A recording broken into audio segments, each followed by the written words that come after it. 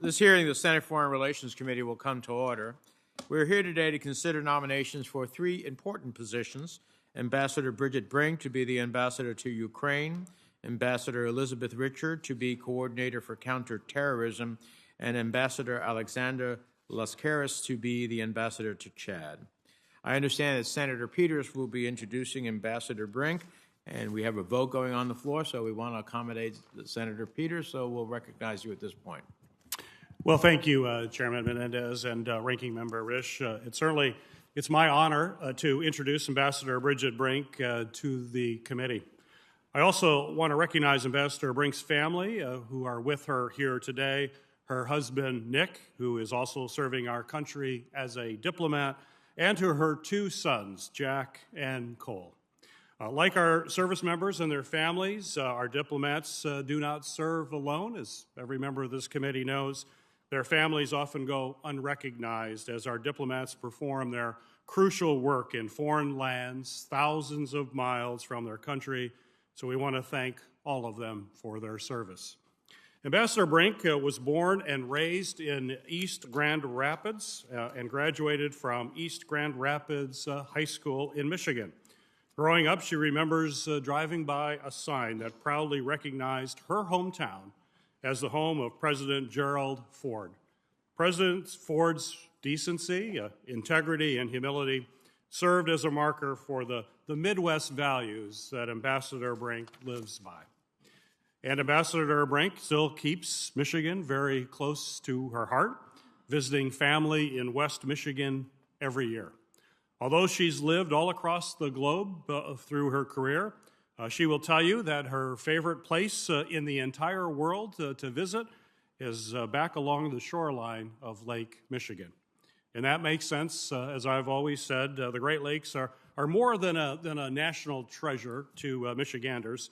They're ingrained in our DNA. And clearly the Great Lakes are Ambassador Brink's DNA as well. Now, Ambassador Brink will have the opportunity to uphold those Michigan values at a time of incredible upheaval in Ukraine. And I know Ambassador Brink is ready for the challenge. She's a seasoned diplomat who first joined the State Department in 1996 and has spent her career in places like Georgia, Serbia, Slovakia, Uzbekistan, places where she learned the intricate dynamics that underpin much of the post-Soviet order in Eastern Europe and Central Asia, and where she learned early on how Russia chooses to treat its neighbors. Ambassador Brink will be in charge not just with supporting our Ukrainian partners in the immediate fight against the Russian invasion, but also in the recovery and rebuilding phases after. As someone who was working in the U.S. embassies during the conflict in the Balkans and in Tbilisi after the Rose Revolution, Ambassador Brink knows what it takes.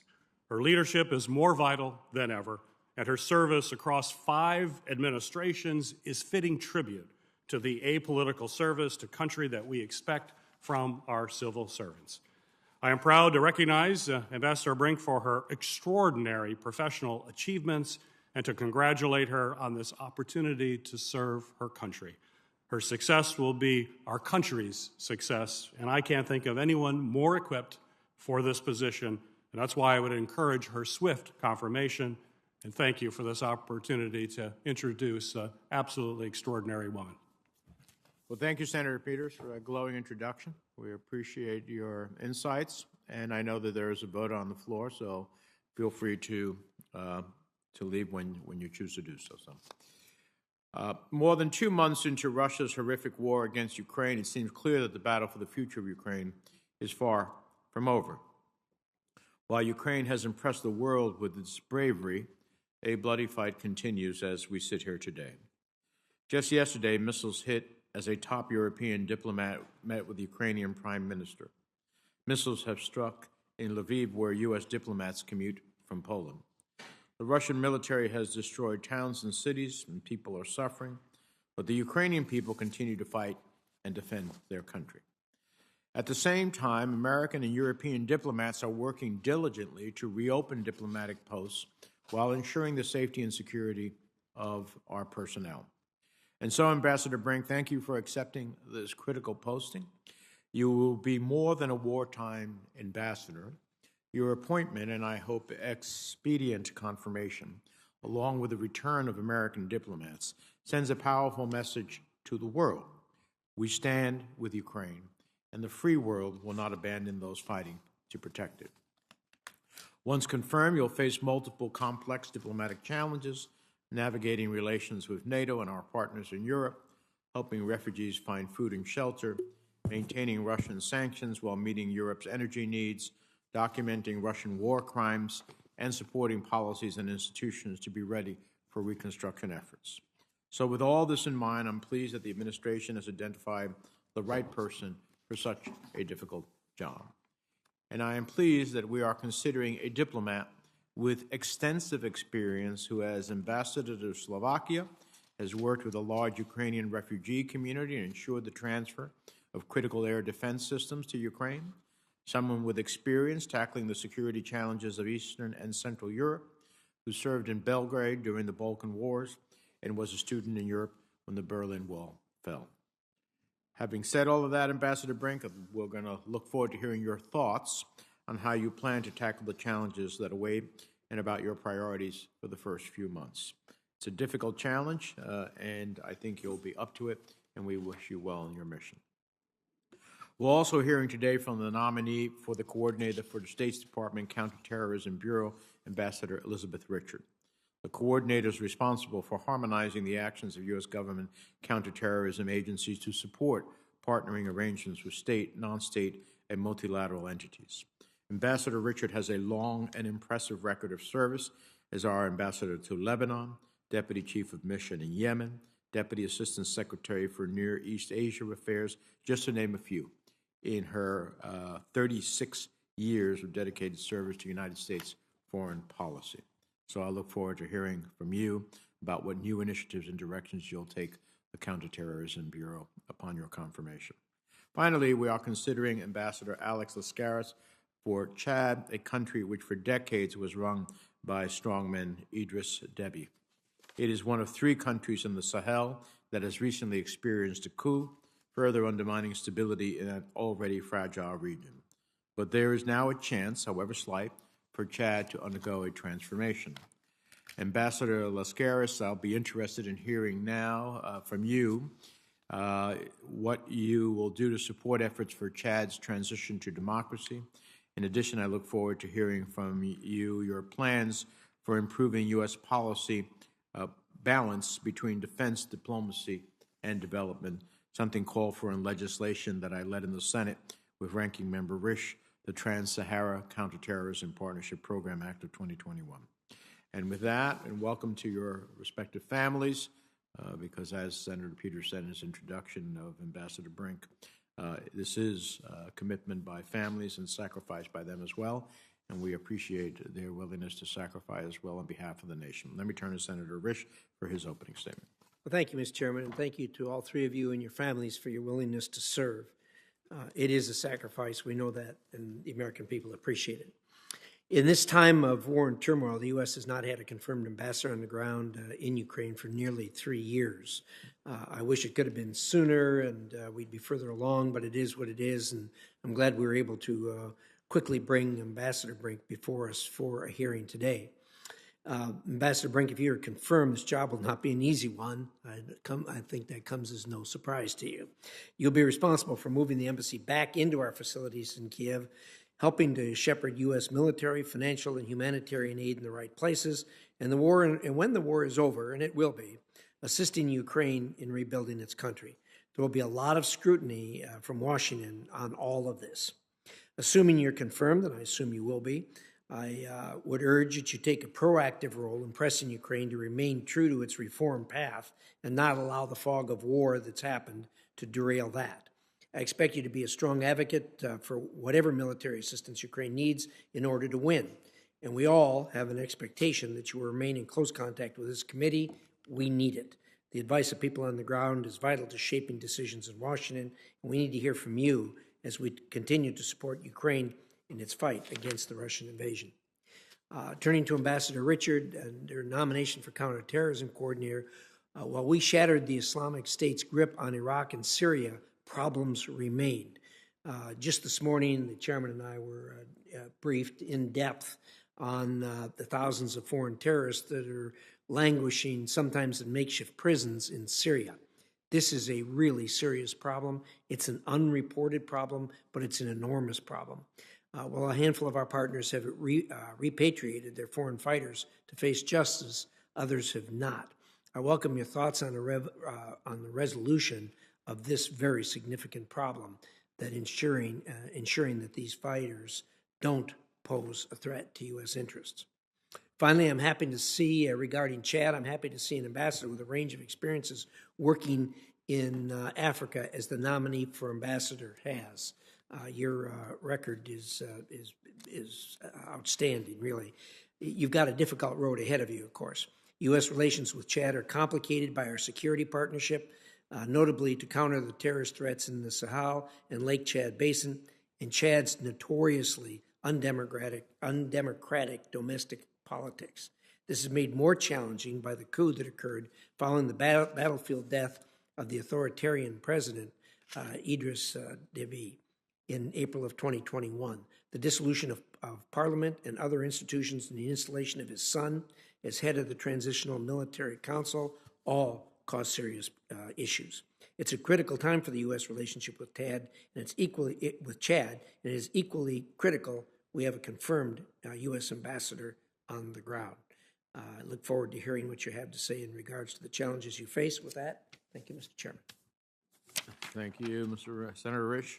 We'll start off with you, Ambassador Brink. We'd ask you each to summarize your statements in about 5 minutes or so we could have an opportunity to have a conversation with you. Your full statements will all be included in the record without objection. And Ambassador Brink, you're recognized. Thank you, Chairman Menendez, Ranking Member Risch, and distinguished members of the committee for this opportunity to appear before you today. I'm honored to be President Biden's nominee for the position of Ambassador to Ukraine. I'm grateful for the trust and confidence the President and the Secretary have placed in me. If confirmed, I commit to work with you to advance U.S. interests in Ukraine. I'm a career Foreign Service officer with 25 years of experience. My career focus has been supporting the freedom and independence of the countries of Europe and Greater Europe. I view this work, to which I have dedicated my professional life, as fundamental to our own security. Our collective effort has created more stable and capable allies and partners, open markets to U.S. goods, and advanced strategic priorities which protect and defend the people of the United States. I am deeply proud to have advanced the longstanding strategic goal of a Europe whole, free, and at peace over 5 U.S. administrations. I appreciate the leadership of this committee and our work to resolve conflicts in the Balkans, push back against Russian aggression in Eastern Europe and the Caucasus, and support reforms in young democracies on the edge of Europe. I know America is its most powerful overseas when we have bipartisan support at home with regard to our core national interests. I appreciate this bipartisan support as we face the biggest threat to peace and security in Europe in decades. If confirmed, I pledge to work with you to continue our commitment to a sovereign, democratic, and independent Ukraine, free to choose its own future. To paraphrase the President, in this battle between democracy and autocracy, between freedom and repression, between a rules-based order and one governed by brute force, freedom must prevail. Ukraine must prevail. If confirmed, my #1 priority would be to advance the United States' strategic interests, which includes a democratic, sovereign, independent, and prosperous Ukraine. The courage and heroism of President Zelensky and the people of Ukraine has inspired us all. If confirmed, I pledge to work with Congress to help Ukraine succeed on the battlefield and at the negotiating table. We will ensure that Russia's effort to dominate Ukraine is a strategic failure. I also commit to working with you to continue to provide humanitarian assistance, economic assistance, and to pursue accountability for war crimes in Ukraine. In supporting Ukraine, we are defending the principles of sovereignty and independence and the international rules-based order. My second priority would be to help Ukraine rebuild. We support the decision of the people of Ukraine to integrate more closely with Europe and to undertake the serious and difficult internal reforms needed to achieve that goal. It will require Ukraine to seize this historic opportunity with the eyes of the world upon it. A democratic, sovereign, and independent Ukraine is also in the interests of the United States. Finally, I take as my most solemn responsibility the safety and security of the people of our embassy. While we will not be able to conduct diplomacy in a war zone without risk, I pledge to work with my leadership and our team to balance risk against our goals in a way that advances U.S. national interests in Ukraine. Coming from Grand Rapids, Michigan, I entered public service with the values I learned from my family and community. I want to relay how proud I am to be a part of our career foreign service, underscore the vital role it plays in promoting U.S. interests and values, and pay tribute to the people and their families who sacrifice so much to serve our great country. I want to salute the current Chargée d'Affaires, Christina Kvien, for her exceptional service, and the team of dedicated Americans and Ukrainians who make up the U.S. Embassy in Kyiv. If confirmed, it will be an honor of a lifetime to join this team and lead our collective effort there. I want to conclude by recognizing those who have made it possible for me to be here today. First, I want to thank my husband and fellow Foreign Service officer, Nicholas Higgins, who's here today, for his love and support for over 29 years. We are so proud of our children, also here, Jack and Cole. As part of a diplomatic family that has moved every few years for their entire lives, I want to thank them for their own service to our country.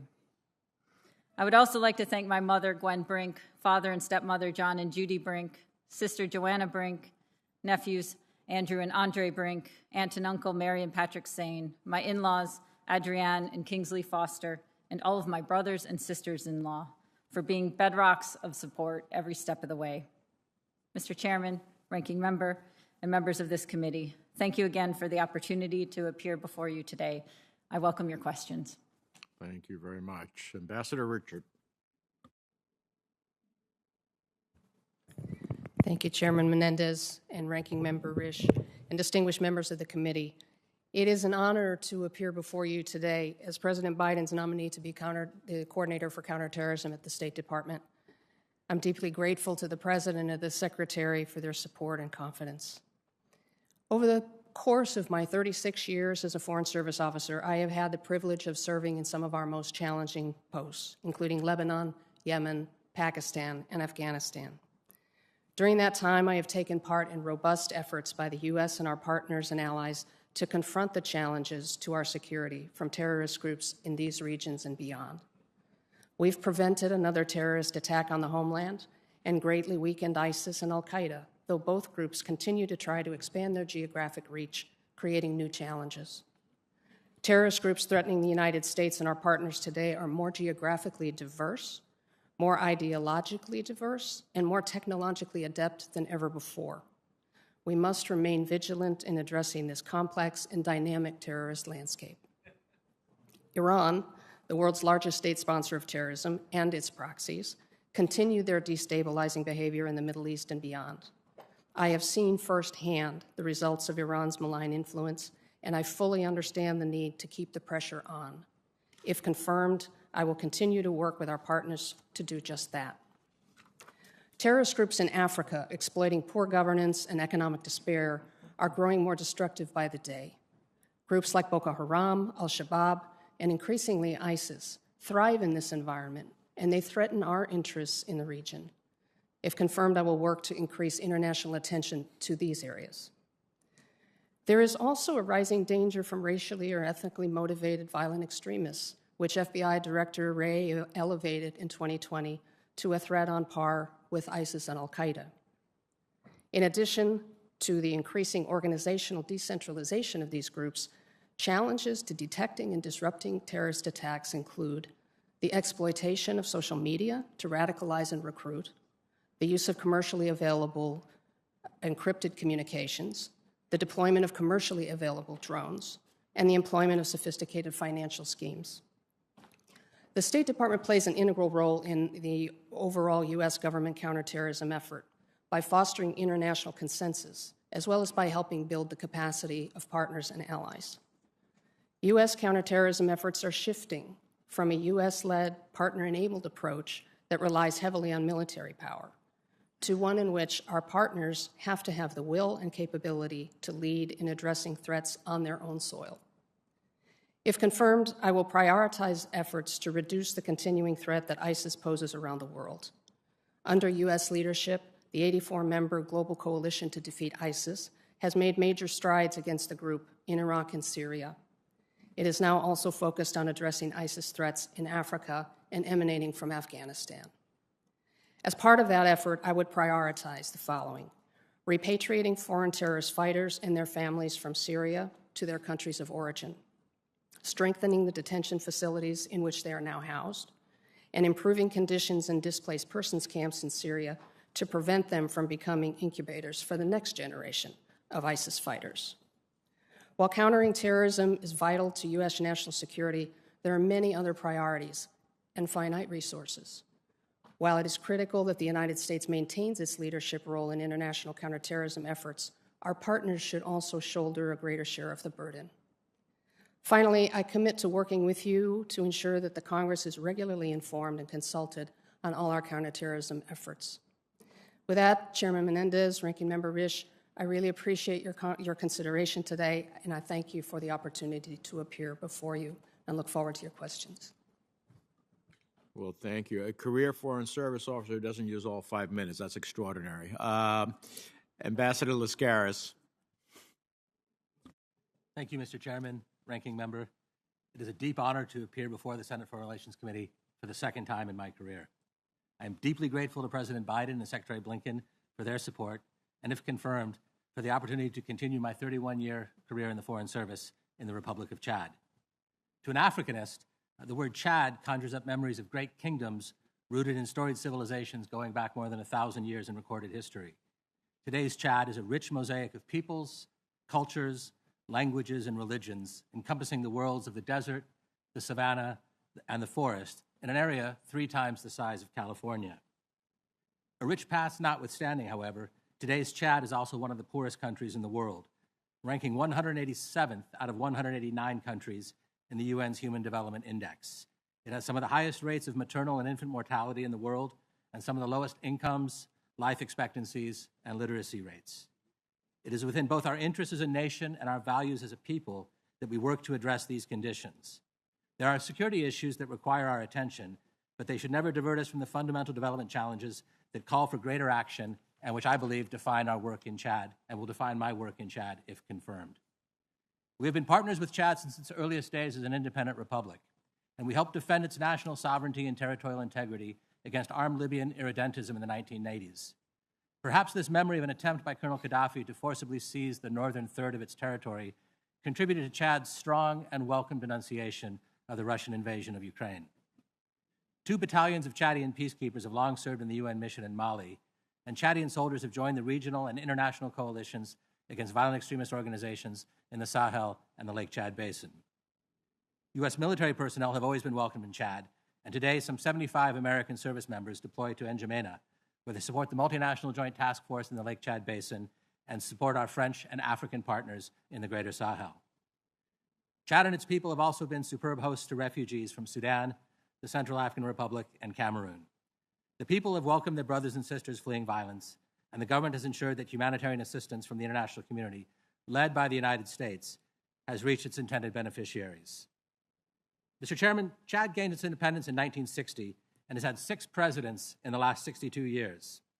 None of the incumbents left power voluntarily, and none of the successors assumed power via constitutional processes. In its modern history, Chad has been governed by and for narrow regional and ethno-linguistic interests. It has also been governed more by the force of arms than by the force of law. Following the death of President Idris Deby in April of 2021, and under Chad's constitution, the President of the National Assembly should have assumed the powers of the presidency on an interim basis and led the country quickly to new elections. But he refused, and that did not happen. Instead of the process laid out in the Constitution, Chad has a transitional military council led by one of the late president's sons. It has pledged a national dialogue leading to new elections. After the death of President Deby, the United States called for a peaceful, timely, and civilian-led transition of power to a democratically elected government. The pre-dialogue negotiations underway in Qatar are a critical step. If confirmed, I will continue to work with the African Union and our international partners and Chadians of goodwill to support an inclusive, peaceful, and timely transition to a democratic and civilian-led government. The goal and the hope that we share with the people of Chad is the first democratic transfer of power in the country's history, one that empowers a new government to tackle the profound development challenges it will face on Inauguration Day. Unique in Chad's history, Transitional Military Council President Mohamed Deby has said publicly that he has no intention of running in the ensuing elections, the timing of which depends on a successful national dialogue. Effective elections alone will not guarantee the success of the transition, but is an important signal to the people of Chad and to Chad's international partners that political power must be contested at the ballot box and not on the battlefield. As I begin to formulate my own thinking on how I will advance U.S. interests in Chad, if confirmed, I go back to my 2 wonderful years in the faculty of the National War College, where we teach our students to formulate strategy by defining their ends, ways, and means. Our end state in Chad must be a stable country at peace with itself and able to contribute to peace building in the region. Our ways consist of our portfolio of assistance and engagement programs and those of our interagency and international partners. Our means are the hard work under challenging conditions of our small embassy and the generosity of the American people acting through their elected executive and legislative branches. Thank you again, Mr. Chairman and Ranking Member, and I'm happy to answer any questions either now or for the record. All right. Thank you as well. We'll start a round of questions. Let me start with questions on behalf of the committee as a whole. And these really go to the nature of what we expect on responsiveness by officials in the executive branch, and that we expect and will be seeking from you. A simple yes or no would be responsive to the question. Do you agree to appear before this committee and make officials from your office available to the committee and designated staff when invited? Yes. Yes. Yes. Do you commit to keeping the committee fully and currently informed about the activities under your portfolio? Yes. Yes. Yes. Do you commit to engaging in meaningful consultation while policies are being developed, not just providing notification after the fact? Yes. Yes. Yes. And lastly, do you commit to promptly responding to requests for briefings and information requested by the committee and its designated staff? Yes. Yes. Yes. Okay. The record will know that all of the nominees responded yes to all of the questions posed. So the chair will recognize himself to start off with. Over the weekend, Charge d'Affaires Christina Kiev took a small team to our embassy in Kiev. Can you give us a sense, Ambassador, of how you envision, upon confirmation, bringing back our diplomatic presence in Ukraine? Yes, Senator, thank you for the question. I think it's a really important one. I was delighted myself to see Charge Kvin in Kyiv on Sunday. I think it's really important for us to be there in person and present. She's there now, and I know she is laying the groundwork to return our embassy operations in coordination also with Congress and the steps that need to be taken. We'll have to look at the security situation, but I have great confidence in our security experts, including those on the ground, to give us advice that allows us to continue to advance our strategic interests, which means being present, to work with the Ukrainians, work with other embassies, and also coordinate back with Washington from Kyiv. I don't know exactly how fast we will be able to do this process, but I know we are trying to do it as fast as possible. And it is certainly my hope and plan, if confirmed, to be able to start my mission in Kyiv. Yeah. And would it be fair to say that however physical form it might take, that your goal is to have robust engagement with the Ukrainian government? Yes, absolutely. Now, along with the overwhelming majority of my colleagues who are working hard to support the administration's latest request for more assistance to Ukraine, it's absolutely critical that we work with our partners to provide Ukraine the military assistance it needs to defend against brazen Russian aggression, while also ensuring delivery of critical humanitarian relief for Ukrainians, their neighbors, who have welcomed refugees with open arms, and address the global implications for food security and energy security. So let me ask you, will you commit to the committee that upon your confirmation, you will work with the Ukrainian government to ultimately ensure that we have the information and accelerate the delivery of lethal assistance for Ukraine? Yes, absolutely. And can you also work with us? We are very much expeditiously doing everything we can to promote this assistance to Ukraine, but we are talking about billions of dollars. So how they are going, making sure they are truly needed where they are going, how they're being used.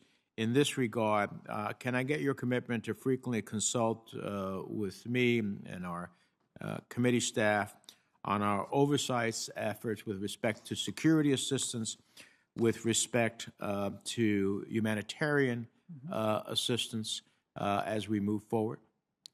Yes, Senator, absolutely. And then I know that we are in the midst of a war, but I also think thinking about the future, hopefully the not-too-distant future, about reconstruction in Ukraine helps light the way so that there is a light at the end of a very long, harrowing period of time. Do you see part of your role as thinking about working with the Ukrainians about what reconstruction and rebuilding looks like? Yes, absolutely. Okay. So we look forward to working with you on all of those elements. Let me turn to Ambassador Richard. Senator Risch alluded to it. We heard from the King of Jordan today in a meeting we had with him about these ISIS fighter camps in Syria, 75,000 strong. Sounds like it's a great breeding ground for the next generation of ISIS fighters. What's your thinking about how we deal with that challenge? Yes, sir, I agree. It's a serious, serious problem, and it's fundamentally unsustainable. And we saw this with the attack in Hasaka just a couple of months ago. So we have worked up till now, as far as I understand, with partners and allies trying to get countries to take some of these people back. I think it's clearly not enough, and we need to redouble our efforts and really insist, because keeping him here in this limbo is a total incubator for more terrorism. Also on the issue of the humanitarian camps where families are, the conditions are horrific and also potentially a breeding ground for more terrorism. Let me ask you, the 21st century challenges of where the battles are, including in the context of terrorism, are in one dimension, cybersecurity. What do you see as the current and prospective role of the Bureau with respect to addressing international cybersecurity terrorism? I think you're absolutely right that one of the big challenges for us, especially on terrorism in the future, is this information domain. It's cyber, it's encrypted communications, and it's social media. So I'm very, very happy to see that the State Department has created finally a bureau to deal with cyber issues and information. And I hope that CT, if I were to be confirmed, would be part of a very robust interagency coordination on these issues, because every agency in the government really is focusing on this now. All right. Senator Risch. Thank you, Mr. Chairman. Ambassador Brink, have you spoken with the Chargé since they've been back in Kyiv? I haven't spoken, but I have communicated with her. What did she tell you about the status of our infrastructure there? So I only saw one message that she had sent back, which just said it was jarring how close the Russians came to Kyiv. Suggestion was that our infrastructure is sufficient to reopen. Is that what you're gathering out of this? I didn't see details on that, and I wouldn't necessarily at this point be involved in that. But I did see a couple pictures which showed there was some damage to the outside of our embassy building. Significant damage or superficial or what? I couldn't tell. It looked superficial, but I don't have information on more than that. We tried to pin the Secretary of State down the other day when he was here. Do you have any expectation of a time frame when you think you might be able to get back? Sir, I can say, if confirmed, as soon as possible. That's what we got out of the Secretary of State, too. Not very helpful. I get that, though. The security issues got to be resolved and at least deeply assessed before that happens. I get that. Well, how would you compare the challenges that you're going to face there to the other postings that you've had? You've had considerable experience in this regard. How would you compare this if you're able to? Sir, if I just might say on your last question, I know that the team that's there on the ground right now is actively doing everything possible to return embassy operations as soon as possible. So I expect that they'll be able to do that very soon. And I'm told there's other countries that are up and operating there already. I'm told. Is that correct? Is that your understanding? I understand that too. And we sure don't want to be last to the party, so we need to move along as best we can. Back to the question I asked: how would you assess the challenges you're going to face here to some of the other postings that you've had? You've certainly had a lot of experience in this area. Sir, I would assess the challenge to be enormous, but I would also assess that from what I have seen, one of the most remarkable things about this effort is the presidents, the secretaries, and others bringing together this remarkable coalition to push back against Russia's war of choice in a way I don't think I've ever seen in my 25 years in the service. So I feel that we have the commitment and the motivation and the drive, and with your support and with your funding and congressional support and the support of almost all of the world, I think we can face this very enormous challenge. But I do not underestimate how much challenge the ambassador on the ground will have. But I also believe I have an excellent team of people working across the entire administration who are fully committed to succeeding in our goal, which is to help Ukraine defend itself. Thank you. Ambassador Richard, I share the same concerns that the chairman has regarding what we heard today about these thousands of people that are in prison camps. I don't know how you're going to address that. One of the suggestions was, of course, getting them repatriated. I'm not sure that resolves the problem. I mean, simply being repatriated to where they came from doesn't seem to me. It sounds like you just letting them out of prison. And what are your thoughts on that? Well, thank you, sir. Repatriation for me is a shorthand for repatriation, reintegration, if possible, or incarceration. What I think some of the countries of origin don't want to deal with is that exact problem. The best outcome, if we have evidence that people are fighters, is for a legal process that keeps them in jail. And that's going to be difficult to do. But it's what we have to press for, because the current situation is unsustainable, and just sending them somewhere and letting them go is also not a solution. There's no question about that, and it's certainly an unreported problem. There aren't people talking about this, so I have no doubt you'll resolve it once you get when it confirmed. Thank you. Ambassador Lascaris, the military council promised an 18-month election after they took power, and 12 of those 18 months are already gone. What's your assessment as to whether they make the 18-month deadline to hold an election? Thank you, sir. As I mentioned in my statement, there have been pre-dialogue negotiations going on in Qatar. It looks like that's going to slip to the right. I think one of the key determinations I'll have to make, if confirmed when I arrive at post, is the quality of process such that a delay is understandable, if not acceptable. If it's not, then I think we have to work with our partners to push the process back into the right direction. But to answer your question, I think in 18 months probably will slip. Yeah, I can't see how, where the 12 months have gone by with little progress. It seems to me that there's no question that it's going to slip. I'd hope and I know you will, urge them to move this along as rapidly as possible, because, as we know, the people in power are just going to drag their feet, hoping to be able to stay in power. So good luck at that, and thank all of you again for your service. Thank you, Mr. Chairman. Thank you. Senator Murphy? Thank you very much, Mr. Chairman. Let me reiterate the Chairman's thanks to you and your families for your willingness to serve some of the most important posts currently exist in the Foreign Service. Ambassador Brink, I wanted to draw upon your experience working in Slovakia. Slovakia is presently one of the countries that is raising some of the most vocal objections to the EU's plans to wean itself off of Russian oil, and the reason is pretty evident. This is a country that is almost wholly dependent on Russian energy. I want to make sure that as a committee, we see the full picture of how you defend Ukraine.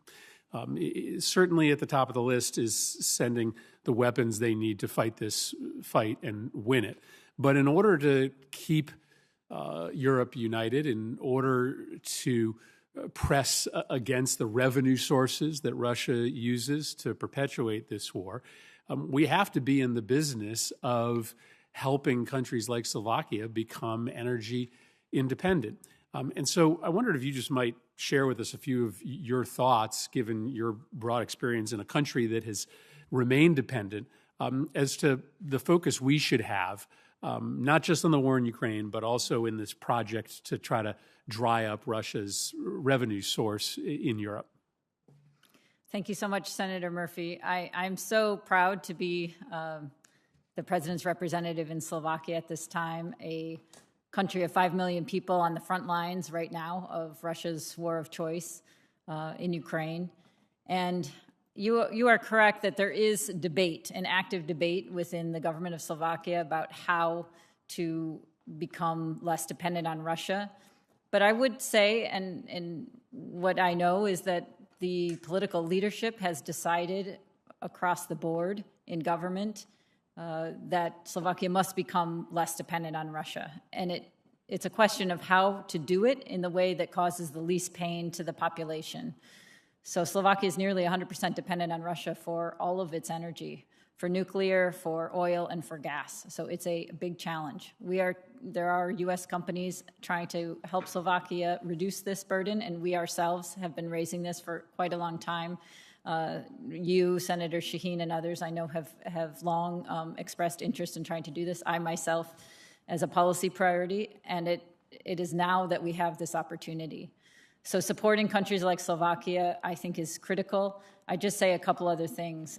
Slovakia has received over 400,000 refugees from Ukraine, which is about 7% of the population. And as the First Lady saw just on Sunday when she was there, the Slovaks have opened their arms, their hearts, and their homes to these refugees in a way that is really remarkable. Refugees can come to Slovakia for a year and they get full benefits from the government, educational benefits. They're able to work. They're able to live in Slovakia.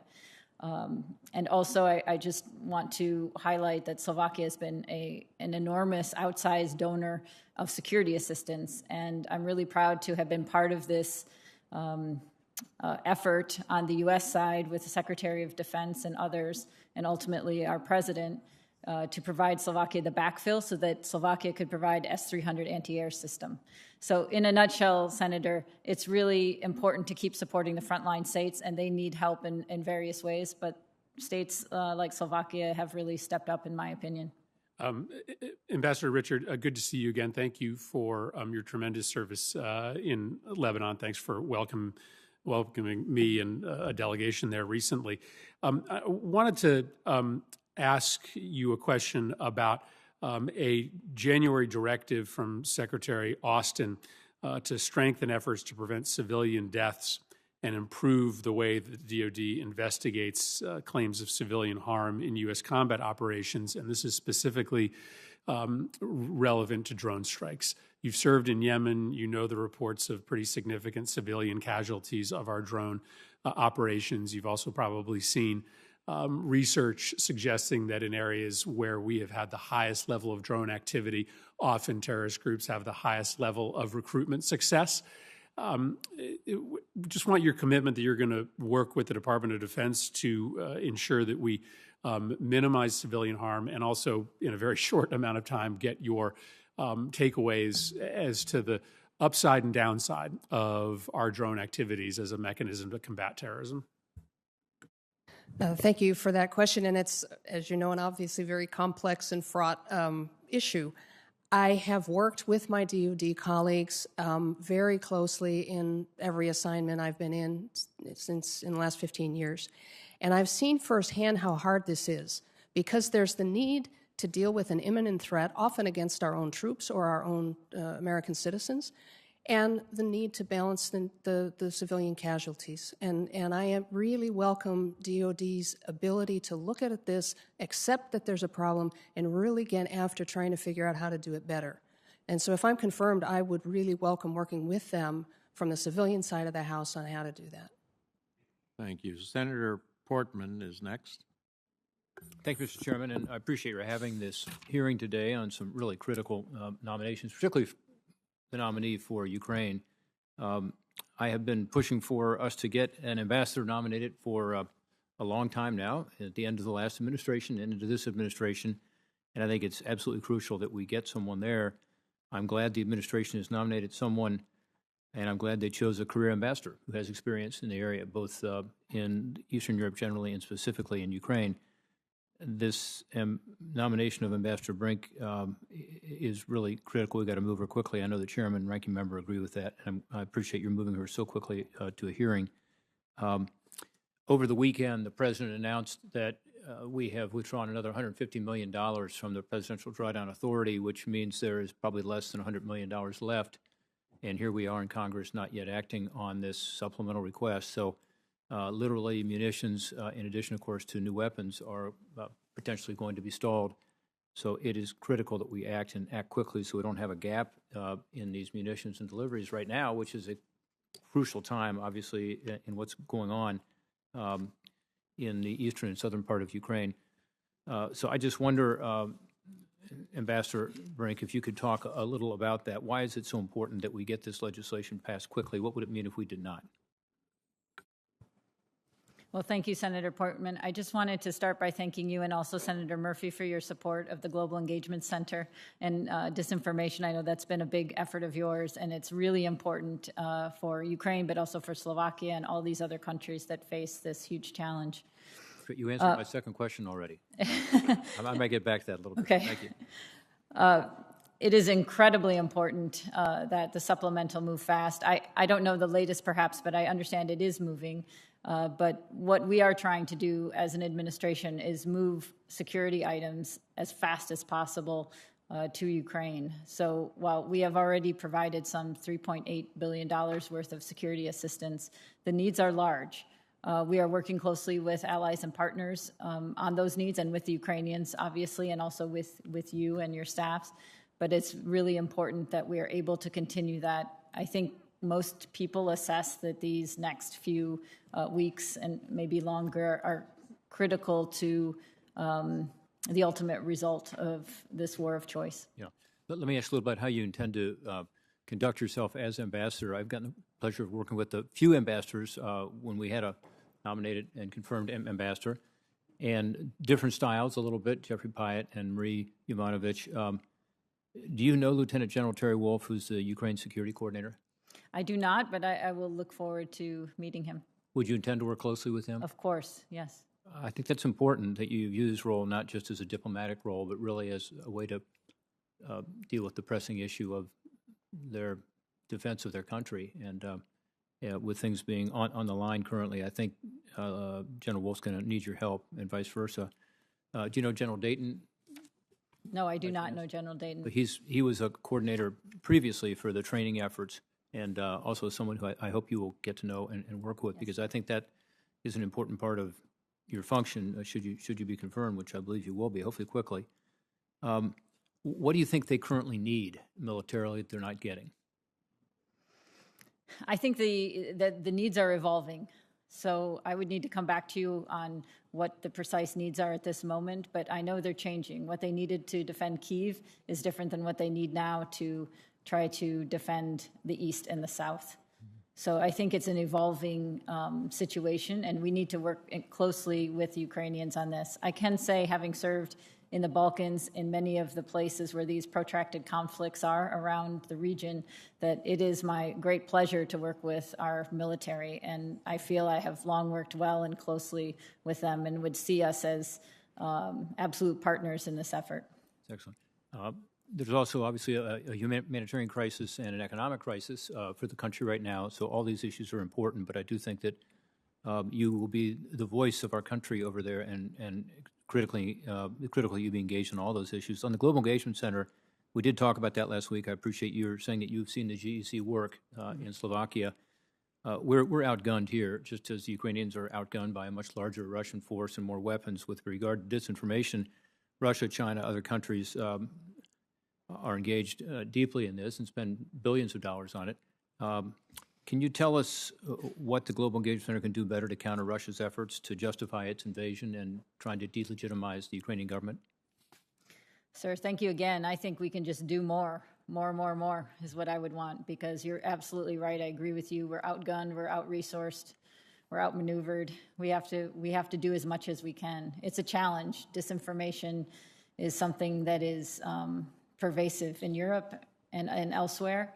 And so we have to do as much as we can. We have to be creative and innovative, and sometimes bureaucracies aren't.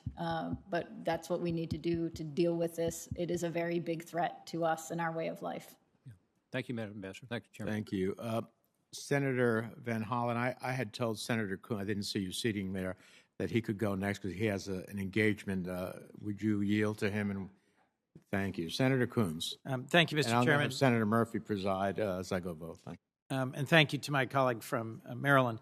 Ambassador, it's wonderful to see you. Thank you for your service to our nation. Looking forward to seeing you confirmed in the various places where you will serve that are all important areas of engagement. If I might, Ambassador Brink, we are finalizing what I hope will be a $40 billion emergency supplemental package for Ukraine that will include military, economic, and humanitarian assistance. I'm particularly focused on the humanitarian assistance because I'm the chair of the State and Foreign Operations Subcommittee. Ukraine was, and should be again the breadbasket of Eastern Europe rather than a country now known to have thousands in bread lines. What do you think will be the biggest challenges moving forward in terms of providing humanitarian assistance to the people of Ukraine? And I'm particularly concerned about the ongoing blockade of the port of Odessa.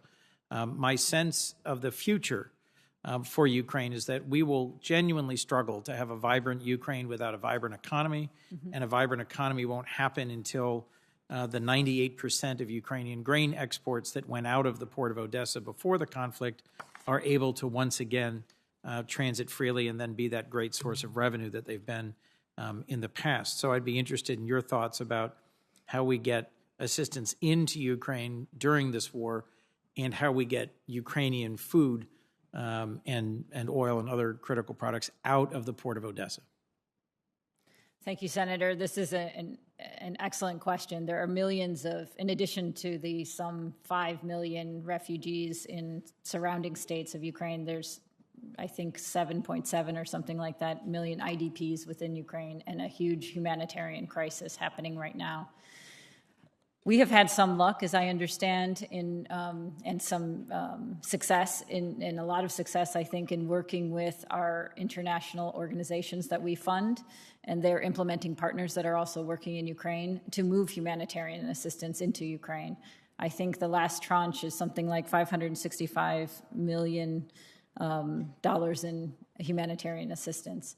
It's not easy. This is wartime environment, so I would guess it can't happen in the same as it would in any other environment. But these are also professionals and experts in such situations, and we're relying very heavily on them to get humanitarian assistance where it's intended to go.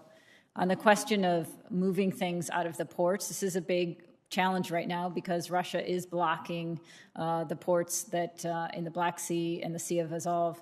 So we are trying to work with international partners and others to help find alternative routes for grain and corn out of Ukraine, as well as to work with the other relief organizations to supplement those countries that had depended upon these exports. So it's an enormous challenge. I think the benefit we have, as I mentioned before, is President Biden's and this administration's success in galvanizing a coalition of like-minded people who together condemn this war of choice and are ready to work together. And that's exactly what I will, if confirmed, be glad to jump in and help do. Thank you. I look forward to your swift confirmation as well as your colleagues, if I might. Ambassador Richard, briefly, I'm very concerned about the Sahel, about the instability in Mali and in other countries in the region, and the ongoing actions of the Wagner Group and the ways in which they've really destabilized several nations, recent coup d'etat in both Mali and Burkina. Senator Graham and I worked on getting the Global Fragility Act signed into law, and it had overwhelming bipartisan support. Mozambique and coastal West Africa have been targeted as areas for this strategy to try and strengthen them as bulwarks against terrorism and instability. If confirmed, would you work with me and others in this committee on the Global Fragility Act and ensure that it's actually used as a tool? Yes, Senator, I absolutely would, and I really think the Global Fragility Act is a very creative and interesting new approach to some of the problems we've been struggling with, especially in Africa. Thank you. And if I might, Ambassador Lascaris, I've visited Chad once and am watching some of the developments there with grave concern. How has this unconstitutional transfer of power following Idris Deby's death affected our security cooperation? And how do you think we might be able to more successfully influence movement towards genuinely free and fair elections in October of this year? Thank you, Senator. And you were in the chair 10 years ago when I appeared before this committee as the nominee for Guinea, so I deeply appreciate your presence and your enduring interest in Africa. I think we need to work with our African Union partners, our international partners, to continue to apply pressure on all the Chadian parties to advance this transitional process towards the free and fair elections. I think one of the critical tasks will be to break the monopoly of the armed groups on seats at the table. The more seats we have at the table for unarmed political parties, for civil society, for women's groups, the better the outcome will be. I think it's time, after 62 years of having Chad ruled by the gun, to have it ruled by unarmed, democratically elected political actors. Our security assistance right now is largely suspended because of the aftermath of the death of President Deby. Our security assistance focuses on a couple things. One is the Chadian deployments to the multinational stabilization mission in Mali, where the 2 battalions have performed reasonably well. It also helps the multinational joint task force in the Lake Chad Basin in the 4-nation fight against Boko Haram and the Islamic State of West Africa. So I think our challenge is to get the political transition back on track to improve governance. I think the Global Fragility Act, as well as the Trans-Saharan Partnership Act, focus on governance, and the lack thereof is the driver of conflict in the region. So if and when we can take care of the governance challenges, I think the security assistance should follow. Thank you. Thank you all very much. And I'd like to thank my colleague again from Maryland for his graciousness. Thank you. Thank you to the senator from Delaware. I'm not sure I would have had you jump the line if I knew you were going to take my last question. But anyway, with all seriousness, Ambassador Lascaris, I thank you for that answer with respect to the situation in Chad. Congratulations to all of you on your nominations. And with respect to the situation in Ukraine, Ambassador Brink, first of all, thank you for your service in Slovakia. And let me just say I look forward to working with you when confirmed, and I expect that will happen on all the issues that unite us in our fight to defeat Putin and make sure that we stand with the people of Ukraine. Ambassador Richard, I thought I'd continue the conversation with respect to ISIS, and I wanted to start with the situation in northeast Syria, because while we've, of course, made great progress over the years in the fight against ISIS, we continue to see active cells. And my question is, what do we need to be doing right now in working with our Syrian Kurdish allies in particular to prevent the resurgence of ISIS in the region? Well, I think, and I'm going to caveat this, that I've been out of the active duty part of the State Department for 2 years now. But as I look at it, certainly reading open source, it's clear that they are holding that area pretty well. They're preventing ISIS from starting a new caliphate and then going out from there.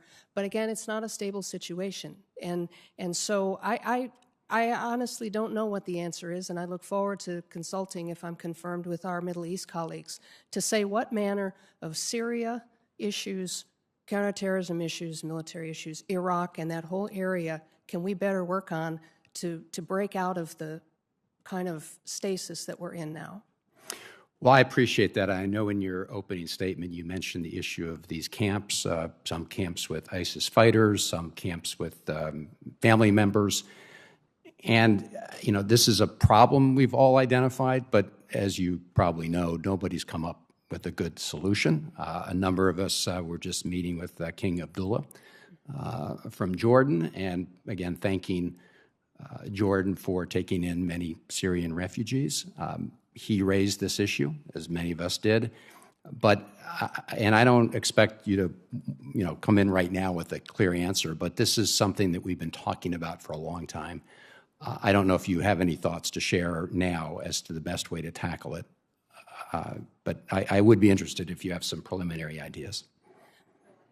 I join you in saying this is a huge problem, and I have a little bit of experience from Lebanon where we had Palestinian refugee camps that had been there for 30 years. So the longer it goes unresolved, the harder it is to resolve. And so I would really, I think one thing I might bring if I were to be confirmed is maybe a little fresh energy to the problem, because the Counterterrorism Bureau at State, as other offices, has been without a permanent leadership for a while now. And that might be the first thing I would be able to bring to the party. Well, I think, and I'm hoping, and I understand there's some consideration of providing some additional U.S. resources within our umbrella of Syrian assistance to the Syrian people in the northeastern part of Syria. I hope that's the case, and look forward to working with you on that.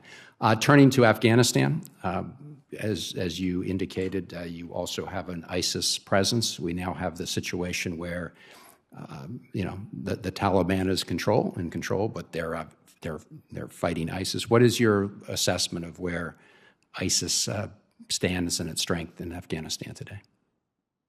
So again, I don't have visibility on much of the hard intelligence and information, but it's very distressing to see them, this Khorasan group, having been able to establish a presence and then execute attacks, recently both in Afghanistan and in Pakistan. So clearly the Taliban assurances that they were going to take care of this problem of safe havens in Afghanistan have not been met. So that's one part of it, and I know our special representative is working on that issue. But clearly, I think we have an opportunity to pay a little more attention to that now before it too metastasizes any further and gets out of hand.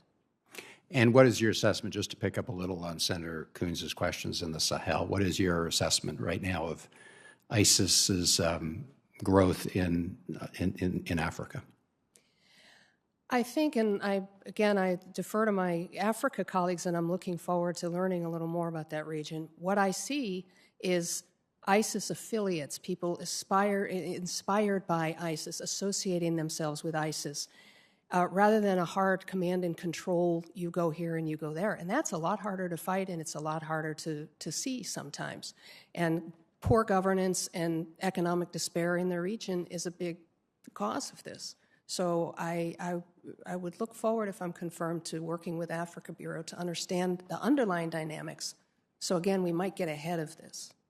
I appreciate it. As you well know, the conversation in the foreign policy community is swung from counterterrorism to so-called great power competition, and I understand that, appreciate it, and agree that we didn't focus enough on that. But I don't want to swing back entirely in the other direction and see ISIS and other terrorist organizations, use this opportunity while everybody's focused on other parts of the world to regain their strength. So look forward to working with you and all of you when confirmed. Thank you. And I guess Senator Murphy. I'm going to fill the gap before Senator Menendez gets back and maybe ask one additional question awaiting Senator Menendez's return from the floor. And that's to you, Ambassador Richard. Again, drawing back on your experience in Lebanon, no two terrorist organizations are the same, right? Al-Qaeda is a very different animal than Hezbollah.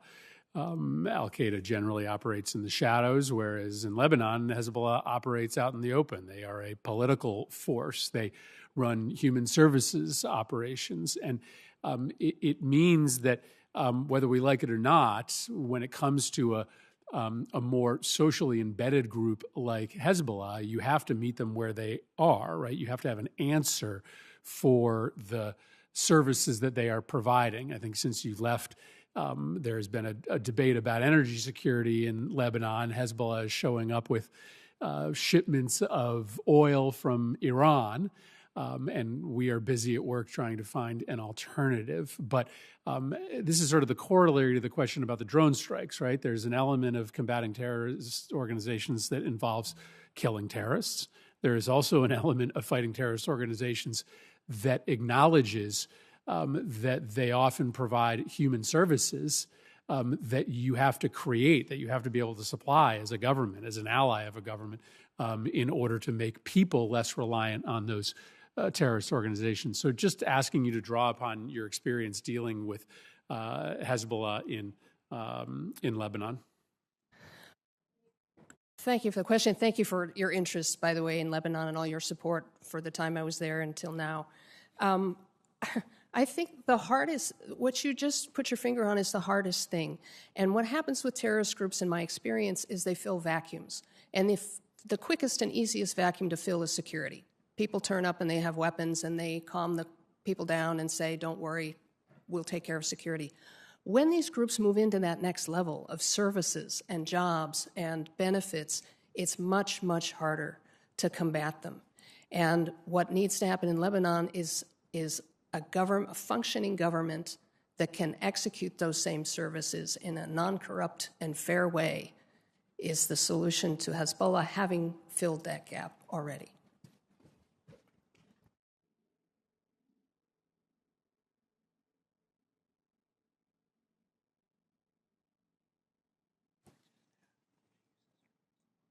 I was asking an extra question just to fill the gap before you got back, but I think Senator Haggerty is next. Very good. Well, I didn't know where the Is it all right to go was now? going at this point, but I'm glad that you did that. Senator Haggerty. All right. Thank you, Mr. Chairman.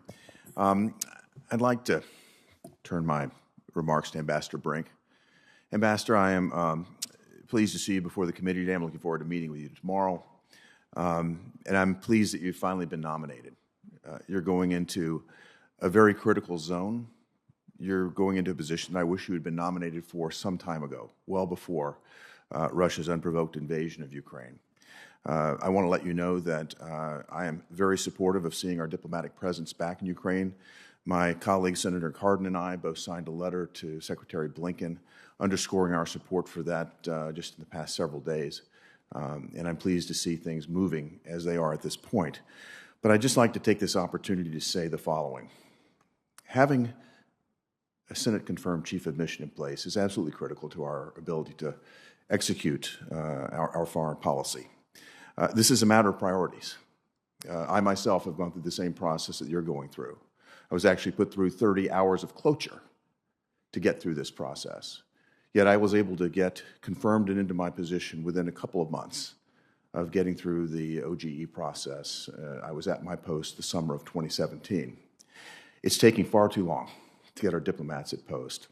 And I just want to underscore the priority that I see here and underscore for the department and for this administration that I hope that they will begin to accelerate the process very soon of getting our nominees in front of us. So thank you very much again. I look forward to seeing you tomorrow.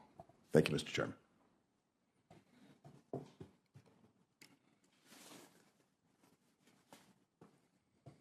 I understand that Senator Booker is with us virtually. Senator Booker?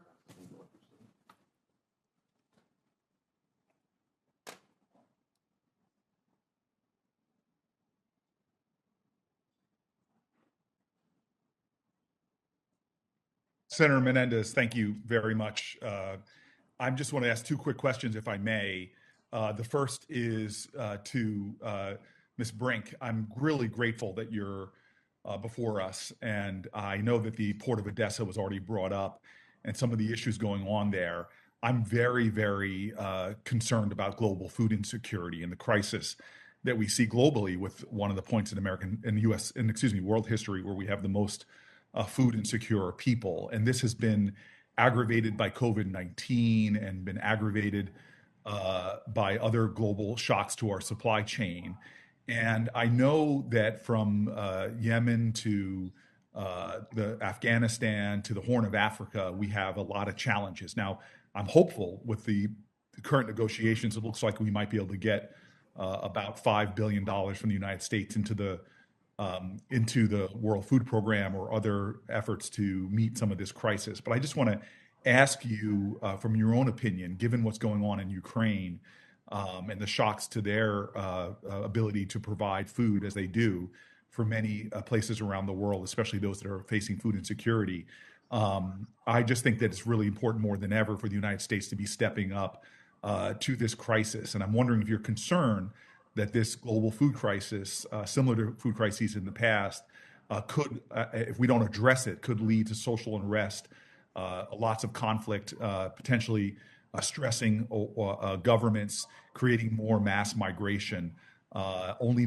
to make the overall security crisis in Europe even greater. Senator, first of all, thank you so much for your question. It's an excellent question.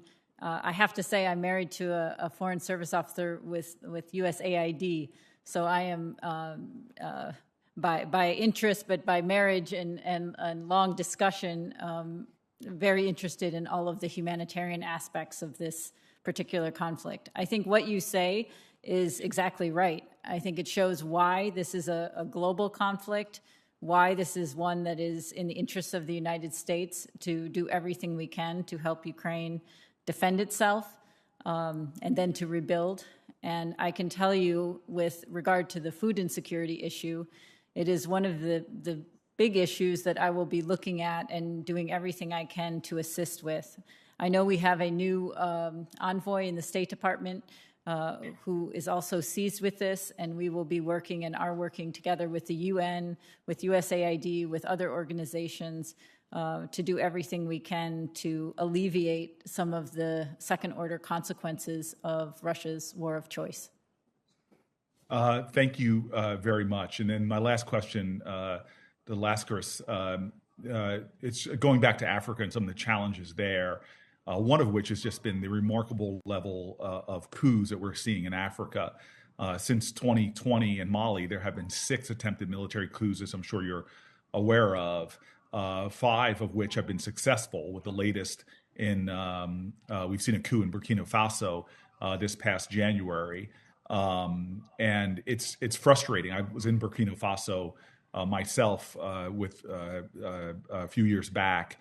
But seeing these military coups spreading around the region is really challenging. And so we know that the folks are calling this an epidemic of coups. But on top of this, we have a lot of democratic backsliding in general in Africa, beyond the even coups itself. We've seen this backsliding in Uganda and in Ethiopia. And so I appreciate the important security role that Chad plays in the region and the moves by the TMC to open the political space. But at the same time, it's important to ensure the full transition to civilian-led democratic system. This is not just essential in terms of sending a message to any other regimes about our continued support for democracy and our concerns about democratic backsliding, but it's also critical, I think, for sustainable long-term stability in that region.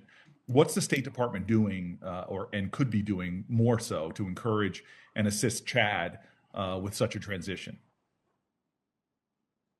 Thank you, Senator. I agree with you wholeheartedly. I would also point out that military rule has generally been catastrophic for Africa. So when people support coups, the body of evidence suggests that these are governance catastrophes that impoverish countries further and also bring human rights and humanitarian catastrophes on them. So for that reason alone, we should be pushing back as hard as possible. In the case of Chad, there's a democratic backsliding because, frankly, there really has not been any democratic front sliding since Chad's independence. Chad has been ruled by the gun since independence. It's been ruled by people who took power generally by force. So I think it's time to break that paradigm. I think it's time to put seats around the table for the unarmed political actors and to prioritize them. I don't think we can do this from the outside. I don't think we can impose this on Chad, but we can listen to the overwhelming majority of Chadians of goodwill, particularly the young people who don't have the memories of the older generations, who are calling for this. So I think we need to empower, to the best extent possible, the unarmed political class, including civil society, in modern Chad, which I think is a bright spot in the political prospects of this country. Thank you. Thank you, Mr. Chairman. Thank you. Senator Markey. Thank you, Mr. Chairman, very much. Thank you, Ms. Brink, for your long career, and I think you're much needed and are going to do a great job in Ukraine. Could I touch a little bit, if I could, about the ban on oil imports for the EU from Russia and the role that Hungary is playing? You're an expert on Slovakia, other countries. Could you talk a little bit in general about the consensus that exists right now, except for Hungary, and what, from your perspective, the incentives could be to have Hungary join into this? They've already been offered a 2-year extension in terms of their ability to comply with the oil ban. Do you have any insights in terms of what could be done in order to ensure that Hungary joins so that this new regime goes into place as quickly as possible? Thank you very much, Senator, and thank you for our conversation earlier. As I'm not the accredited diplomat to Hungary, I don't have direct knowledge. What I understand with regard to the EU and all of the EU member states is that there is a strong willingness or an interest to move this issue very quickly. And what I've seen from my position in Slovakia, and I believe probably also applies to Hungary, is that if there are ways to provide substitution with regard to any of the energy sources for European countries, ways where the U.S. can be helpful, that is an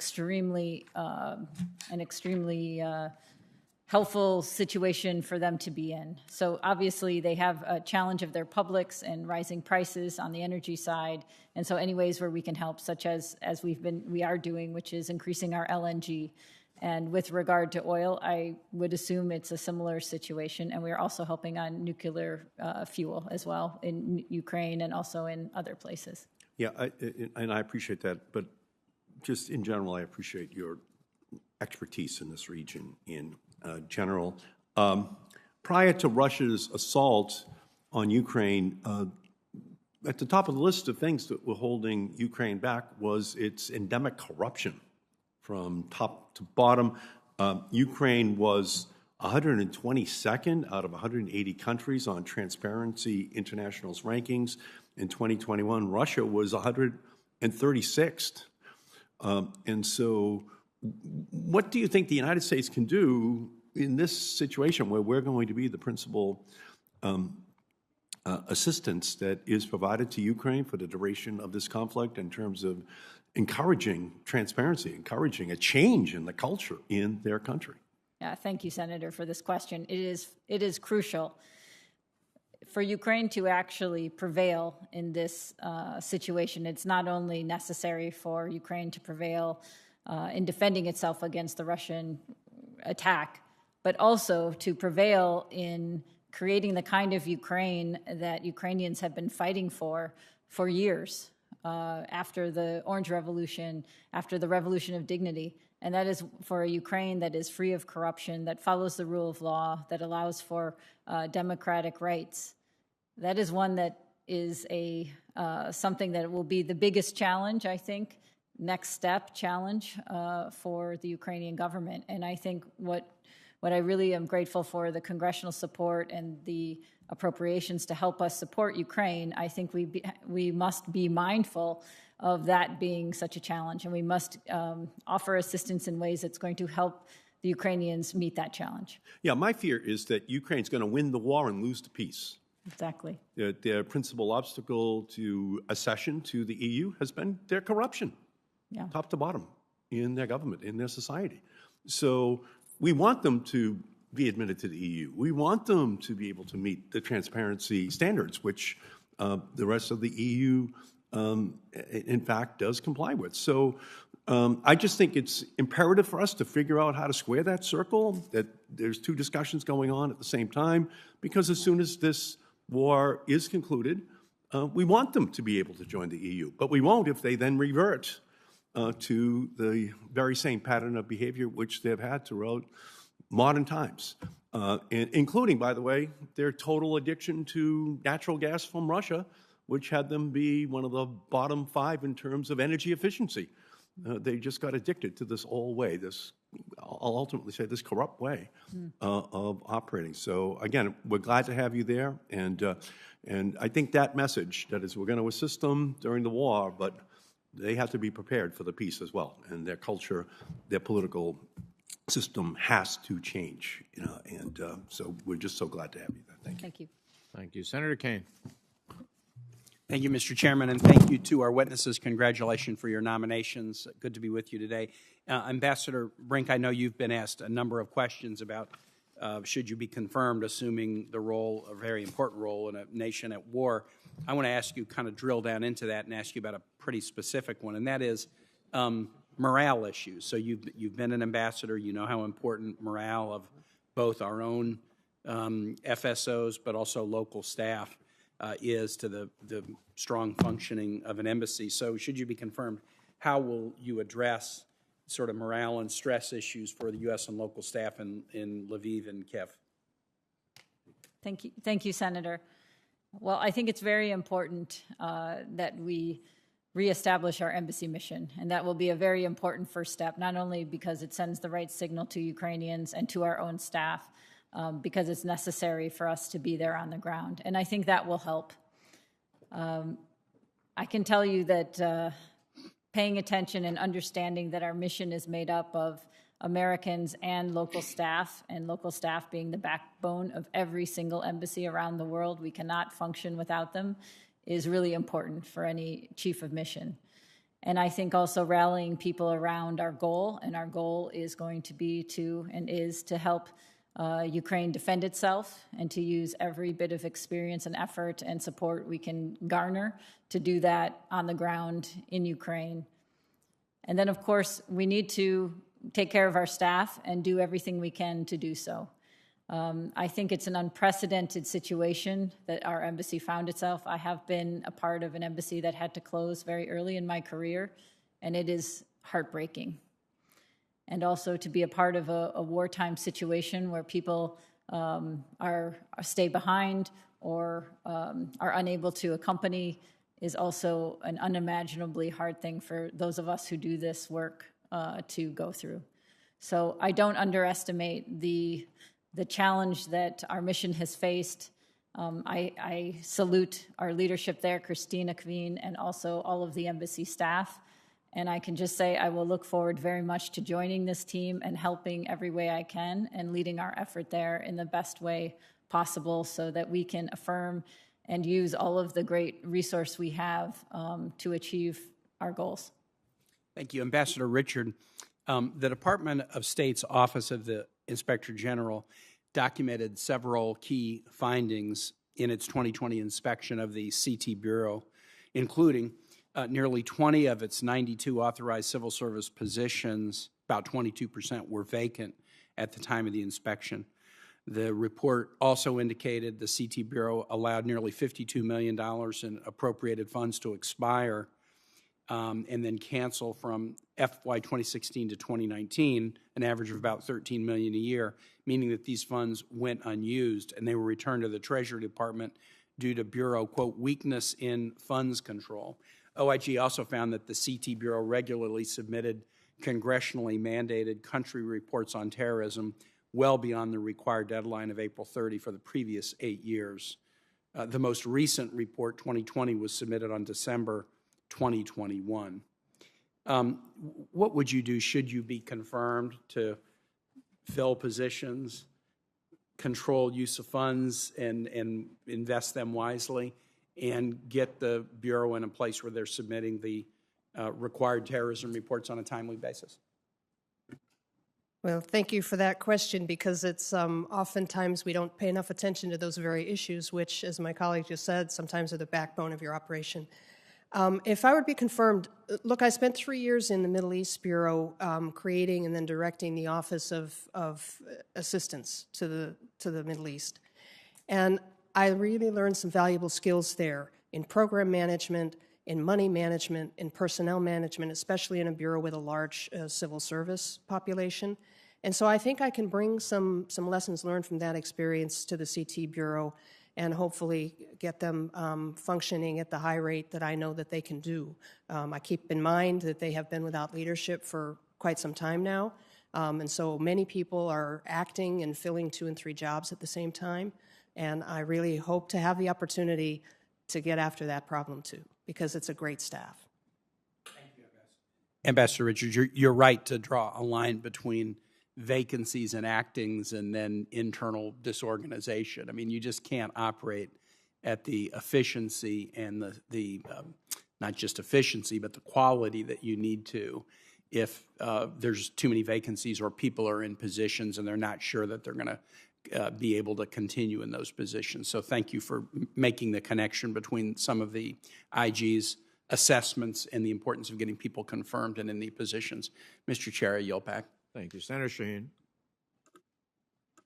Thank you, Mr. Chairman, and thank you and congratulations to each of our nominees this afternoon. I want to begin with you, Ambassador Brink, because, as everyone has said, Ukraine is, of course, uppermost in our minds, and very much appreciate your willingness to be considered for this critical post at this time. I also want to echo your opening thanks to Charge d'Affaires Christina Kaveen for her continued service there. I know it's been a difficult time for everyone who's been part of our embassy. As we look at the hundreds of thousands of refugees from Ukraine, obviously the majority of them have been women and children. And I'm particularly concerned about how we support the women and address potential trafficking issues. And can you speak to that and to how we can ensure that the women and girls and the children who have fled the war in Ukraine don't become victims again because of sex trafficking? Thanks a lot, Senator Shaheen. At the beginning of the war, I had the chance to go to the border between Ukraine and Slovakia, and it struck me, the thing that struck me the very most was that everyone coming across the border was a woman or a child, or even children on their own. I can say that throughout my career, the issue of trafficking in persons has been one of my personal priorities, and I'm very happy it's your priority and also one of the Congress's. And every time I've served in a country, I have focused in on helping each country become better able to stop trafficking and recognize trafficking. And so I have worked very closely with our Office of Anti-Trafficking Coordinator, we call JTIP, and I will look forward to working with them, in particular because Ukraine has long been a source country. So I know that the problem there, it's a big country, and I know the problem there is also potentially quite large. So it would be an area that I have a personal interest in and would want to work very closely with our authorities, but then, of course, with the Ukrainians, because the challenge with trafficking, it's a whole-of-government effort. No one agency is able to do it on its own, and I completely agree it's an incredibly important issue, and especially right now for people who are refugees already and other compounded things that they have to face. Well, thank you for that. I had the opportunity to meet with some of the women parliamentarians from Ukraine who were here a month or so ago, and one of the things we talked about was women, peace, and security legislation that we have passed here in the United States, and they were very interested in that from Ukraine's perspective and in possibly doing something to partner around that legislation. So I would just ask you to put that on your list as we're thinking about what we might do together to address what's happening in the country. Ambassador Richard, it's nice to see you again in a different capacity, and I should thank you publicly for your help with us when we had a New Hampshire resident who was detained illegally in Lebanon, and very much appreciated your efforts. And while sadly he is no longer with us, it was very important to get him out of the country and get him home. So thank you for that.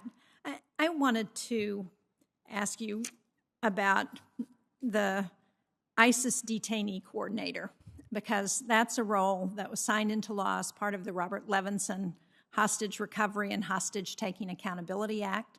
The creation of this role was originally recommended by the Syria Study Group in response to what's happening in Syria. And I'm sad to say that the situation in Syria has not gotten better with respect to ISIS detainees. It's gotten worse. And as I understand, in your new role, you would have that coordinator as part of your responsibility. Can you talk a little bit about what you think the priority is there and what we can do to address what is becoming, has the potential to be a huge nightmare in the region as we look at what's happening in the detainee camps? Well, thank you very much for the kind words about Lebanon, and it's a pleasure to see you too. And may I also say here on the record that I've so valued the collaboration between yourself and us in the country team for many, many months, and I've used that so many times with younger officers to say this is how it can work and how beautiful it is when we work together. So thank you for that. On the foreign fighters issue, the foreign terrorist fighters issue is in my office, and I've mentioned earlier in this hearing that it is really one of the top one or two issues on the plate because it's an inherently unstable situation that does get worse by the day. And it is a problem with fighters, and it's also a problem with the families, who are tens of thousands of them, many, many children as well, who are detained in situations that just cries out for recruitment by radicals. It's very unsustainable. So I think we have to bring new energy to that problem. If I understood you correctly, you're also talking about Syria and the issue of hostages, am I right? Or you were talking about the foreign fighters? No, I was really talking about foreign fighters. Yeah. This is a key issue, and I think we, all of us, including our partners in the international community, have gotten a little bit complacent because if it's not on fire, we're not paying attention to it. But we can't be complacent anymore. And so if I'm confirmed, this would definitely be one of my top agenda items. Well, thank you. I look forward to working with you. Thank you, Mr. Chairman. Senator Cardin is with us. Thank you, Mr. Chairman. Let me thank all three of our nominees for their continued service to our country. I appreciate it very much. Ambassador Brink, we had a chance to talk, and I just really want to underscore a couple points. First, thank you for taking on this assignment. Obviously, it is so critically important at this moment for our presence in Ukraine. And as been mentioned, we look forward to you personally being in Kyiv and the reestablishment of our mission and embassy in Kyiv. I want to go over two things that we talked about, but sort of underscore the point. First, we need to have the capacity in country to help in regards to the information necessary to pursue war crimes or crimes against humanity or genocide against those responsible in Mr. Putin and Russia for what's happened in Ukraine. Your work in the Balkans give me great confidence that you understand the magnitude of the task in order to get evidence that can be used for accountability. And you recognize also that the world is looking at what happens in regards to accountability for the atrocities in Ukraine. Can you just talk a moment about how you see the U.S. role in assisting those that will be responsible for preserving the evidence and moving forward with accountability? Thank you, Senator. Justice and accountability for war crimes and atrocities is incredibly important to Ukraine and to us and to me personally. And as you mentioned, I had the chance when I served very early on in the Balkans to witness atrocities firsthand, and also was able to contribute to ultimately the justice to Radovan Karadzic and Ratko Mladic. It took 17 years and 26 years, but they are facing justice, and I think that's really important. So the world has to know, and those who commit these atrocities has to know that we won't stop. We will be relentless in our pursuit. We are using every tool at our disposal to support the documentation of atrocities and to enable their use in prosecutions. So we're doing this in many different ways, but including through support of the Prosecutor General's Office, through support of the UN Council for Human Rights, and also through the OSCE Moscow mechanism. We are also supporting the ICC in its efforts. So we're going to use every tool at our disposal. I can tell you it'll be a personal priority of mine as well. And I will be underscoring that tomorrow. There's a meeting of the OSCE Parliamentary Assembly dealing with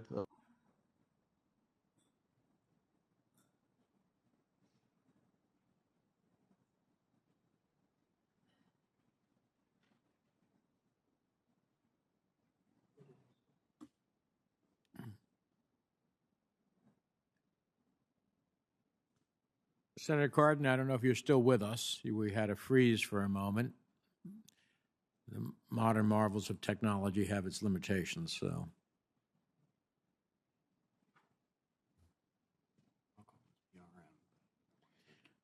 All right, we'll try to contact his office and see if he still has some time, and he may have one or two final questions. So in the interim, let me just go over a couple of final things. Ambassador Richard, are you back with us, Ben? I'm sorry. Okay. I was just urging the ambassador to have capacity to deal with the democratic institutions within Ukraine as they rebuild, particularly in fighting corruption that has been so prevalent in their country over such a period of time, just so we have the capacity to deal with that as we move forward. Yes, Senator, I completely agree.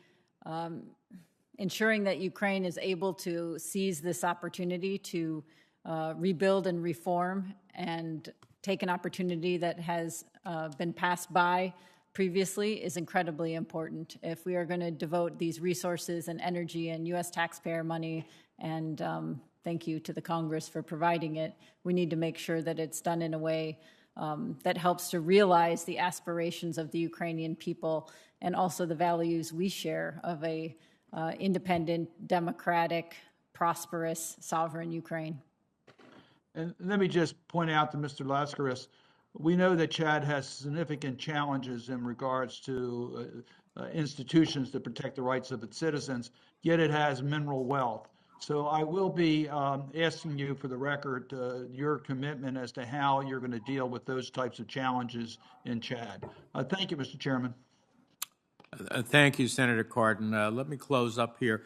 Ambassador Richard, at the end of the last year, we passed legislation that I and Senator Risch sponsored, the Trans-Sahara Counterterrorism Partnership Program Act, which calls for the administration to develop a counterterrorism strategy for the region.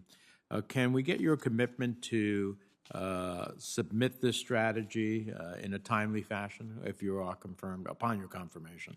Yes, absolutely. Thank you.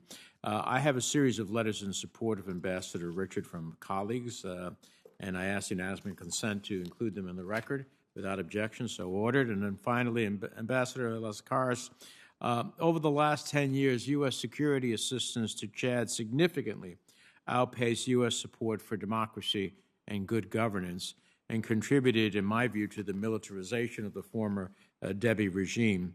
Even after the 2021 coup, the administration continued to pursue a security assistance relationship with Chad.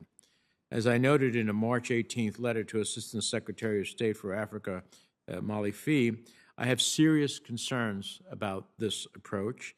I believe there needs to be a comprehensive plan that includes robust support for good governance and strengthening institutions. Military juntas responsible for seizing power through unconstitutional means should not, from my view, benefit from U.S. security assistance. This committee has jurisdiction over security assistance. So I want to ask you, do you believe that we should be advocating for a pause on security assistance until a new civilian-led elected government is in place? Senator, I think that when it comes to the deployments of Chadian troops into Mali, into the peacekeeping operation there, which we fund through our peacekeeping support activities. I think that is a high enough priority that we should continue that, obviously with great oversight to their conduct in the field. I do think, however, that the security assistance that could be used to repress internal political dissent, I think it's prudent to pause that and pending the outcome of the dialogue and hopefully the transition to a democratically elected government. You know, let me ask you, don't we need to move going forward, ensure that our relationship with Chad better balances defense, diplomacy, and development? I think it's heavy on the security side and incredibly light on the other.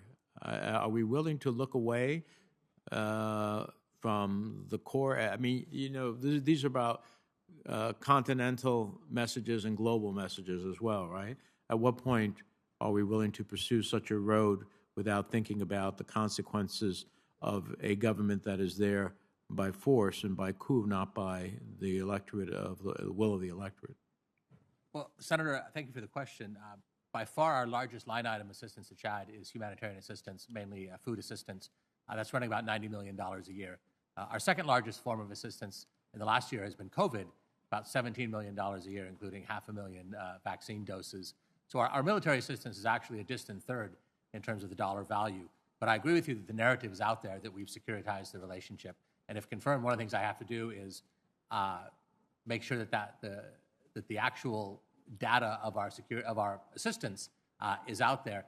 At the same time, I do, with all respect, do think that our democracy and governance activities have been underfunded in Chad, particularly as this committee has made it clear that it values very much the movement towards democratic elections and the building of an unarmed political system. So if I think there is progress in the national dialogue, I expect my colleagues and I will come back and ask for an increase in our democracy and governance assistance programs in Chad. Yeah, security assistance may be third in those categories, but one of the reasons we have as much humanitarian assistance is because of the instability that exists in the country and its governance in the country. So if the junta, led by Debbie, fails to adhere to core transitional benchmarks articulated last year by the African Union, it'll be my hope that you, as a sitting ambassador speaking to the department, will be looking at visa bans and global Magnitsky sanctions where applicable, because at some point we just can't live on the aspiration that this is going to get better and we're going to continue to fuel these entities. Yes, sir, I agree with you. All right, this record will remain open to the close of business tomorrow for members' questions. I would urge the nominees to answer the questions as expeditiously as possible so we can consider your nomination at the next business meeting. With the thanks to the committee for your willing to serve, this hearing is adjourned.